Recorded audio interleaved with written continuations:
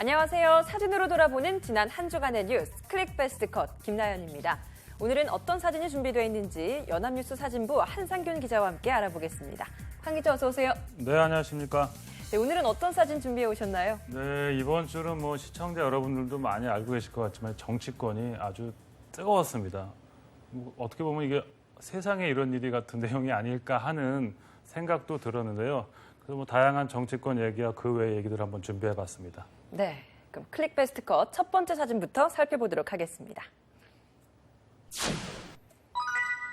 네, 국회 본회의장 사진인데요. 박근혜 대통령이 연설을 하고 있네요. 네, 월요일에 있었던 내년도 예산안 시정연설을 하는 장면이군요. 네, 맞습니다. 이날 예산안과 관련한 연설인데 뉴스에는 개헌 얘기가 더 크게 났죠. 월요일 아침 그야말로 빅 뉴스가 터져서 저희 회사도 아주 바쁘게 돌아갔던 기억이 납니다. 네, 근데 여기 이 사진을 보니까요. 지금 이 박수를 치고 있는 사람이 가운데 있는 의원들 뿐이에요. 양옆은 전혀 박수를 치고 있지 않은데요? 네, 가운데 앉은 의원들이 이제 아시겠지만 새누리당 의원들이고요. 이쪽이 더불어민주당, 그다음에 이제 국민의당, 정의당, 그다음에 이제 무소속들이 있고요. 네. 그다음에 이제 맨 오른쪽이 국무위원들입니다. 나머지 당 사람들은 이제 박수를 치지 않고 있는 모습이죠. 네, 그뿐만이 아닙니다. 여기 작아서 잘 보이진 않습니다만 여기 어떤 팻말을 또 들고 있기도 해요. 네, 손팻말을 들고 있죠. 네, 나와라 최순실, 부검 대신 사과, 이런 식으로 비리 게이트 규명 이런 팻말을 들고 있네요. 예, 야당 의원들이 대통령 입장을 할 때 기립을 하긴 했지만 연설 내내 박수를 치진 않고 일부는 저렇게 손팻말을 들고 있었습니다. 네, 이날 저녁에는 30년 만에 개헌에 관한 뉴스가 온 채널을 다 휩쓸었잖아요. 네. 그런데 유일하게 다른 뉴스를 크게 다룬 채널이 있었죠. 네, 그렇습니다. 일종의 특종이라고도 할 수 있겠죠. JTBC인데요. 다음 사진 한번 보시죠. 예. 예, 뉴스 화면을 이제 캡처한 겁니다. 근데 네, 인쇄물들이 쭉 이렇게 나열되어 있는데 그렇죠. 저 위에 좌상단을 보니까 최 씨 대통령 연설문 미리 받아라는 내용이 쓰여 있네요. 비선 실세 의혹을 받고 있는 최순실 씨가 박근혜 대통령의 연설문 44건 등 각종 발언 자료를 실제 연설 전에 받아봤고 박 대통령의 최측근 인사가 이를 전달한 것으로 확인됐다고 보도를 했습니다. 네, 이 뉴스가 개헌 뉴스를 모두 덮었죠. 그렇죠. 다음 날인 그 화요일에 실체가 확인된 비선 실세에 대한 뉴스가 점점 더 커져갔습니다. 화요일엔 서울에 비가 왔죠. 그래서 우리 사진 기자들이 청와대를 취재한 모습이 있습니다. 아침에 찍었는데 한번 보시죠. 네. 네, 비가 와서 흐리게 안개가 자욱하게 낀 청와대 모습이네요. 그렇죠. 마침 청와대가 공경에 빠질 뉴스가 터져 나온 시점이었죠. 그래서 날씨까지 또 우물하고 구름이 잔뜩 끼었습니다. 네. 보기만 해도 어두운 느낌이 묻어나죠. 청와대 분위기를 나타내는 사진인데 결국 이제 오후에 대통령이 대국민 사과를 발표했습니다. 네. 이날 여의도도 매우 숨가쁘게 돌아가지 않았나요? 그렇죠. 여의도 빠졌었겠죠. 여의도 사진 한번 몇 장 볼까요? 예. 네, 이정현 대표 사진입니다. 뭔가 사진 자체가 근데 굉장히 좀 어두운 것 같아요. 얼굴 나올 땐 나오고 다 했지만 이게 명암이 좀 대비돼서 좀 그렇게 보이는데 이제 국회 대표실로 들어가고 있는 이 대표 모습입니다. 이제 보통은 사진 기자들이 이제 스트로바 프레시를 터뜨리는데 이게 항상 터뜨리면 사실 사진이 밋밋할 수 있어요. 그래서 중간중간에 안 터지는 경우가 있는데 그런 분위기에 맞게 이 사진을 이제 셀렉트한 거죠. 네. 입을 굳게 담은 이 대표, 그다음에 질문하는 기자들 모습의 분위기에 맞기 때문에 이 사진을 이제 선고를 했겠죠. 네, 이 사진만 봐도 새누리당의 분위기를 잘 알 수 있는 그런 사진인 것 같습니다. 다음 사진도 이 대표 사진인데 한번 보실까요? 네. 네, 이정현 대표가 이렇게 기침을 하고 온갖 카메라에 이런 휴대폰 녹음기들이 다 둘러싸여 있네요. 분위기가 좀 긴박해 보이는데 이 대표 달변가 아니겠습니까? 그렇죠. 근데 이제 답변 도중에 이제 기침을 하고 있는 모습입니다. 그 내용에 따라요?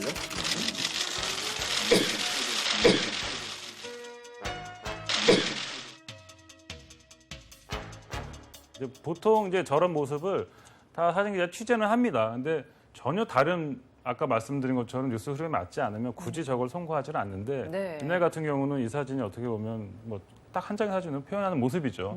그래서 뭐 사진을 선고한 거겠죠. 네, 이 사진을 원래는 잘 찍지도 않는 모습임에도 불구하고 찍었고 또 송고까지 된 걸 보면 정말 그 모습을 단적으로 보여주는 게 아닌가 싶습니다. 이날 오후에는 안철수 국민의당 전 상임 대표도 이례적으로 기자회견을 열었습니다. 좀 표정이 결연하죠. 그 최순실 게이트 관련 기자회견을 하고 있는 모습입니다. 좀 특이한 점이 있습니다. 그 여느 때와는 달리 검은 넥타이에 양복은 검을 수 있는데 검은 네. 넥타이를 했죠. 그러게요. 검은 양복에 검은 넥타이, 이건 보통 누군가 조문을 갈 때 많이 입는 옷 아닌가요? 그렇죠. 일반적으로 그렇게 되죠. 그래서 이날 그 기자들 사이에서도 도대체 검은 넥타이의 의미가 뭘까 하는 말들이 많았습니다. 그 안 전 대표 일정에 이날 조문은 없었거든요. 근데 오히려 저녁에 있을 김종필 전 총리와의 만남에 눈길이 쏠려 있었는데 말이죠. 네. 안 전 대표도 뭔가 메시지를 전달하려는 게 아니었을까 싶습니다. 그렇죠. 이날 뭐 비판의 강도도 아주 거셌죠? 예, 뭐 작정하고 나온 듯이 안 전 대표는 최순실 게이트가 국가 붕괴 사건이고 또 박근혜 대통령도 수사 대상이라고 강하게 비난을 했습니다. 네, 모든 의제를 삼켜버릴 것 같았던 개헌 블랙홀. 하루 만에 최순실 블랙홀에 통째로 빠져버린 꼴이 돼버렸습니다. 관련자에 대한 엄정한 조사와 수사, 명백한 책임 추궁이 이어지길 바랍니다. 그럼 다음 주제로 함께 넘어가 보도록 하겠습니다. 네, 큰 태극기가 흩날리고 있고 사람들 손에도 다 태극기가 쥐어져 있네요. 예, 뭐 무슨 행사를 하는 것 같아 보이죠? 네, 무슨 행사인가요? 지난 화요일 10월 25일이 독도의 날이었습니다. 네. 이날 오후 서울 광화문 광장에서 독도의 날 기념식이 열린 건데요. 대국민 합창에 참가한 시민들이 조국 찬가를 부르고 있는 모습입니다. 10월 25일이 독도의 날이었다라는 이 사실 잘 모르는 분들도 더 많지 않나요? 네, 그렇습니다. 이날 주최 측에서는 116주년 독도의 날이라고 했는데요. 아니, 그렇게는 오래됐어요? 예, 근데 사실 독도의 날은 지난 2010년에 정해졌습니다. 이제 116주년이라고 말하는 것은 1900년 10월 25일에 고종 황제가 대한제국 칙령 제41호의 독도를 울릉도의 부속 섬으로 명시한 것을 기념하는 것이기 때문입니다. 네. 이 10월 25일이 고종 황제가 독도는 우리 영토라는 걸 공식적으로 확인한 그날이군요. 그렇죠. 그래서 이날 전국 곳곳에서 기념 행사가 열렸습니다. 다음 사진 한번 보실까요? 네. 아, 네. 옷도 전부 태극기 모양이고요. 또 큰 태극기를 직접 또 손으로 이렇게 들고 네. 있기도 하네요. 경북 도청의 모습입니다. 그 도청 현관에서 도청 직원들이 독도 티셔츠를 입고 태극기를 흔들면서 독도 사랑 플래시몹을 하고 있는 모습입니다. 네. 태극기 문양의 옷도 굉장히 인상적이네요. 우리나라도 그 외국처럼 이렇게 태극기 문양을 넣은 옷 이런 걸 좀 자연스럽게 입었으면 좋겠어요. 그러게요. 예. 그럼 다음 사진 한번 볼까요? 네. 네. 여기는 서울 양천구에 있는 양정고등학교입니다. 이 학교 대강당에서 열린 2016년 독도의 날 기념식에서 참석자들과 그 양정고 학생들이 합동 구호를 외치고 있는 모습입니다. 네, 뭔가 보니까 준비를 굉장히 많이 한 것 같아요. 예, 저 이거 연습을 좀 많이 했는데 그런데 말입니다. 그런데 말입니다. 예, 어색하네요. 네. 어쨌든 그런데 말입니다. 이 독도의 날이 여전히 법정 기념일이 아니라는 겁니다. 아니, 법정 기념일이 아니라고요? 네. 근데 그러면 어떤 날인 거죠? 일본을 의식한 정부가 기념일 지정에 적극적으로 나서지 않고 있기 때문이라고 하는데요. 네. 정부가 아니라 한국교원단체 총연합회, 우리역사교육연구회, 한국청소년연맹, 독도학회 이런 학회들이 공동 주최로 지난 2010년에 이날을 기념일로 선포했다고 합니다. 네.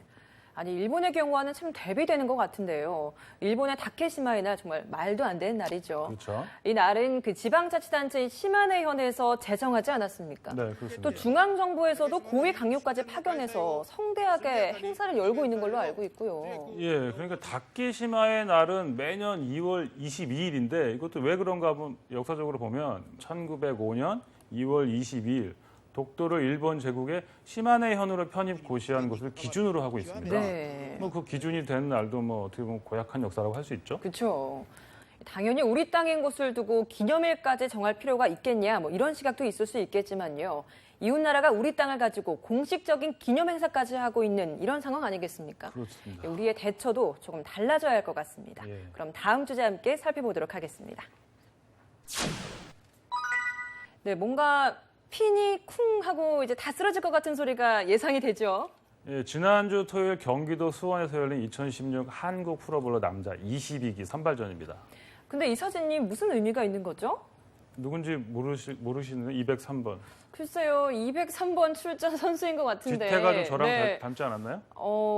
저랑 그건 완전 아닌 비슷한데? 것 같은데요. 확인해보세요. 앞모습 누굴까요? 한번 보시면 이제 아실 겁니다. 네. 네, 저 맞네요. 아, 김수현 씨 아니에요? 네, 제가 맞습니다. 아. 김수현 씨인데, 네, 장난이고요. 프로볼러에 도전하고 있습니다. 네. 김수현 씨가.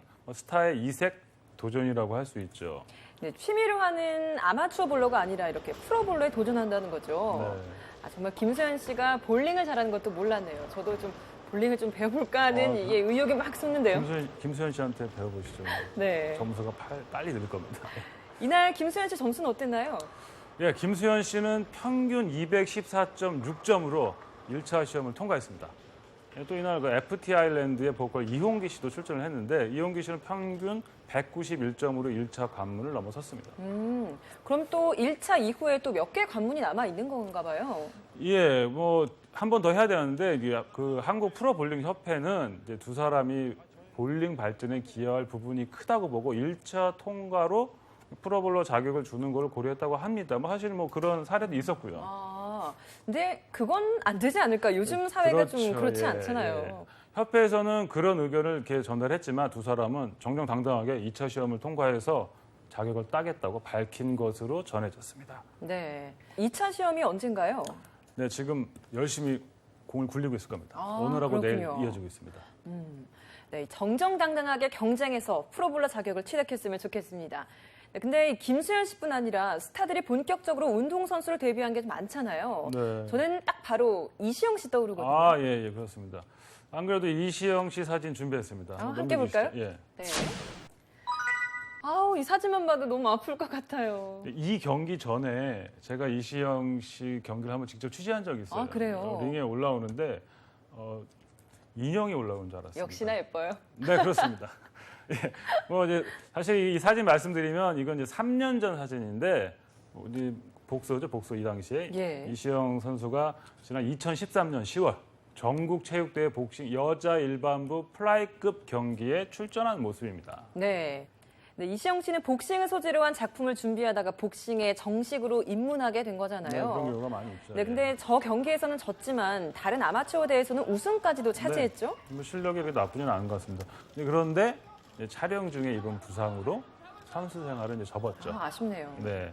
그래도 이제 방송에서 이제 복싱 전도사 역할을 뭐 톡톡히 하고 있습니다. 네, 하긴 그 이시영 씨 때문에 복싱에 입문한 여성들도 굉장히 많은 걸로 알고 있어요. 그렇죠. 뭐 그 취미를 넘어선 이런 스타들의 도전이 뭐 사람들한테 많은 영향을 주죠. 근데 뭐 이뿐만이 아니죠. 다음 사진 한번 보실까요? 네, 다음 누굴까요? 네. 아, 네, 개그맨 윤영빈 씨네요. 네. 이제 이 사진은 2014년입니다. 이종격 투기. 벌써 2014. 오래됐네요. 그러게요. 기억이 아주 생생한데. 그 서울 성파구 올림픽공원 올림픽홀에서 열린 로드 FC 2014 대회에서 윤영빈 씨가 일본의 츠쿠다 다카야와 대결을 하고 있는 모습입니다. 네, 이 경기에서 일본 선수를 이겨서 더 큰 화제가 됐었잖아요. 그때 뭐 흥미진진했습니다. 네. 다음 사진 보실까요? 네. 아, 네. 승리한 윤영빈 씨가 굉장히 기뻐하고 네. 있는데 옆에서 진 일본 선수는 뭔가 분하다는 표정이네요. 그렇죠. 근데 몸이 진짜 부럽습니다. 스타들 입장에서는 이색 도전이라고 볼 수 있는데 팬들의 입장에서는 스타들의 저런 모습을 보고 자극을 받아서 뭐 나도 한번 직접 해보자 이런 예. 게 뭐 있을 수 있다고 생각을 합니다. 네, 맞습니다. 앞서 본 볼링협회 말처럼 스타들의 도전으로 그 종목도 대중성을 높일 수 있는 덕을 좀 많이 볼 수 있을 것 같고요. 네. 네, 스타들의 건강한 모습 아주 잘 봤습니다. 그럼 다음 주제 함께 살펴보겠습니다. 네, 아주 예쁜 아기 사진인데요. 뭔가 기사의 한 부분 같아요. 네. 이 사진은 영국 ITV 홈페이지에 있는 기사를 캡처한 건데요. 저 아기는 이제 미국 텍사스 플레이노에 사는 마거릿 베머 씨의 아이입니다. 근데 이 기사 제목을 딱 봐도 뭐 수술 이후에 2번 태어났다 이런 내용인 것 같아요. 예, 그렇죠. 맞습니다. 기적적인 수술 후에 예. 뭐 2번 태어났는데 성공한 아기 뭐 이렇게 되겠는데요. 예. 근데 2번 태어난다 이게 말이 되나요? 저도 내용을 알아보니까 이제 간단하게 설명을 하자면 임신 6개월 때 그 엄마 뱃속에서 이제 꺼내져서 네. 종양 제거 수술을 받은 다음에 이거 다시 뱃속에 들어가서 12주를 마저 인큐베이터가 아니고 다시 뱃속에 들어가서 12주를 마저 채운 후에 다시 이제 제대로 세상에 나왔다고 합니다. 그게 가능한가 봐요. 미라클이죠. 그러게요. 12주 전에 수술을 받으려고 한 번 태어났다가 이제 또 다시 한 번 다 커서 네. 제대로 태어난 거네요. 그렇죠. 어떻게 보면 생일이 2번이라고 얘기할 수도 있겠죠. 예. 아니 대체 어떤 수술이길래 이렇게 중간에 꺼내져서까지 수술을 했어야 한 거죠? 네. 그 엄마인 그 임신부 마거리 배모 씨를 이제 초음파를 검진하다가 그 임신 16주쯤에 그 태아의 천미골 기형, 저도 처음 들어봤는데 네. 천미골 기형종이라는 악성 종양을 발견했다고 합니다. 네, 굉장히 생소하네요. 예.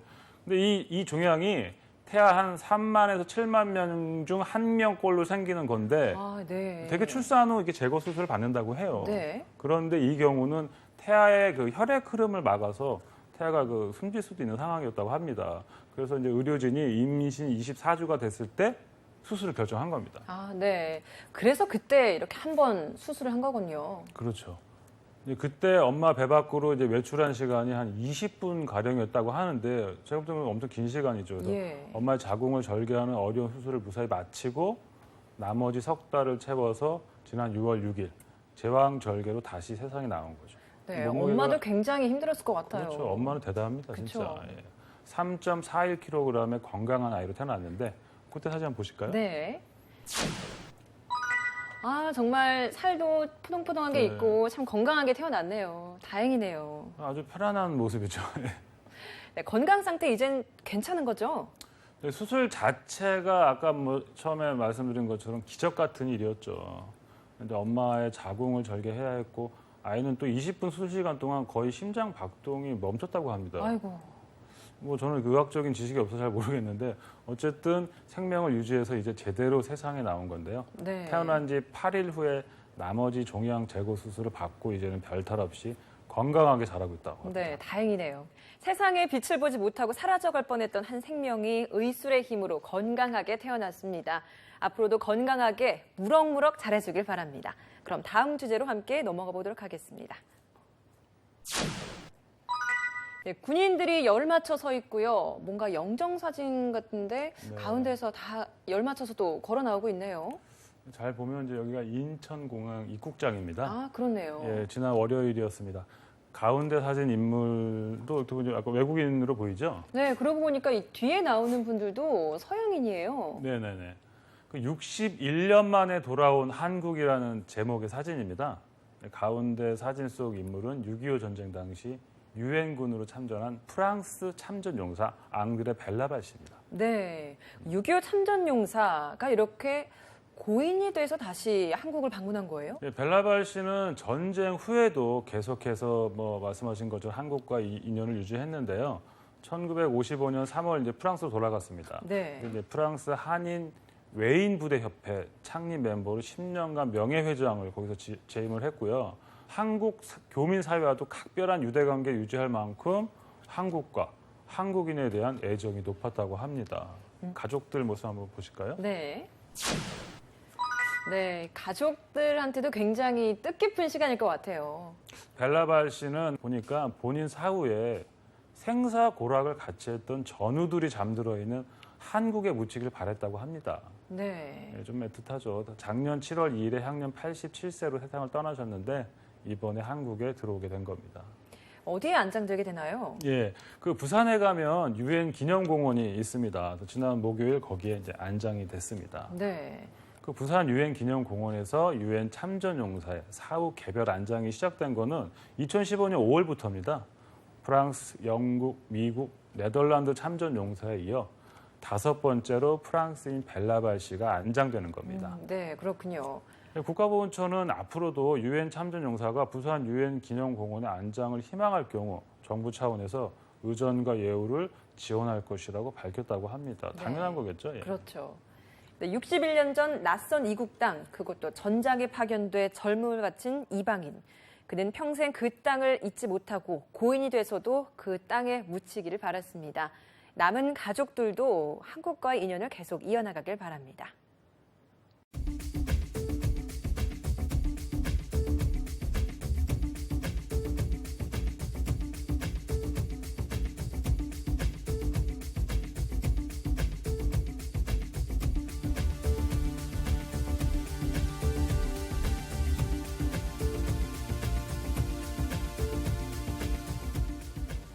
네, 한 기자 오늘 사진 다 살펴봤는데요. 오늘 베스트 컷 골라주시죠.